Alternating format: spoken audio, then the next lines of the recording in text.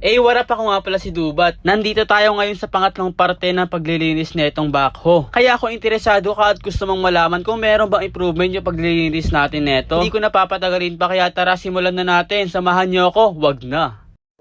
Magandang umaga na pala. Kaya eto, nandito na naman tayo sa panibagong misyon. At ang misyon na yun ay ang paglilinis na naman netong backhoe. Actually guys, pagkatapos ko gawin yung first part at second part ng paglilinis netong backhoe, ay parang wala akong nakitang improvement. Yung tipong buong araw ko naglinis tapos parang hindi nabawasan yung dumi. Pero syempre wala tayong no choice, kaya kailangan natin ito ipagpatuloy. Habang hindi pa nga masyadong tirik yung araw, ay pumunta na nga ako dito kung saan nakalagay yung backhoe. Tinignan ko nga iba pang parte na hindi pa nalilinisan, para naman ngayong araw ay mapulido na natin yung paglilinis neto. Bala ko ulit na balikan yung mga nalinisan ko na para naman masiguradong malinis talaga. Sana all binabalikan! Yon, pagkatapos ko nga i-double check ay agad-agad ko na rin sinimulan. Sana all sinisimulan!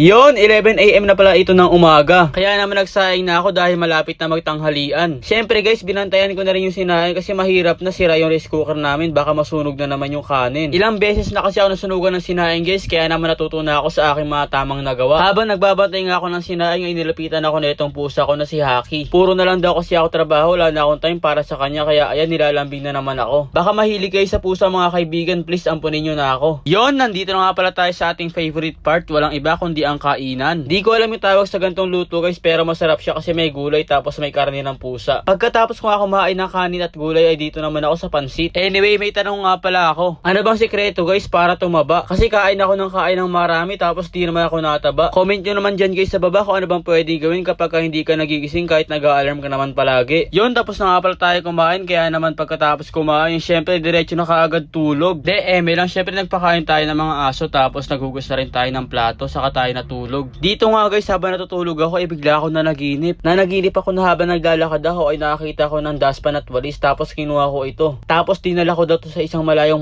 lugar na malapit lang marating. At habang naglalakad ulit ako ay nakakita naman ako ng isang malaking kutsara. Dinala ko rin daw ito sa isang malapit na malayo na lugar. Doon din sa aking panaginip ay dinala niya ako sa isang backhoe na sobrang dumi. Marami ring lupa ang nakapaligid dito at para gusto niya ipalinis sa akin to. Grabe siya, pagod na ngayon tao, pinagtatrabaho pa sa panaginip. Wala na nga ako magawa sa part na to, kaya naman pinagpatuloy ko na lang. Habang naglilinis nga ako ay para bang bumilis yung kilos ko. At sa aking paligid ay may tumutunog na background music ngunit may copyright.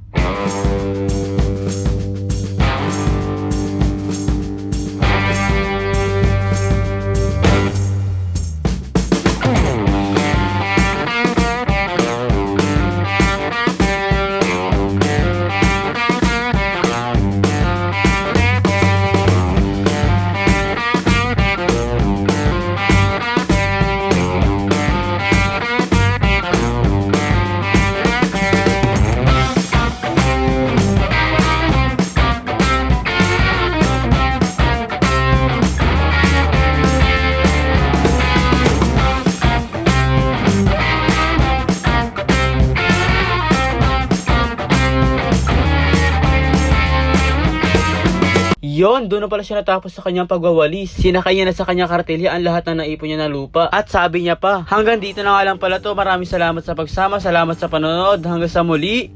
Sheesh!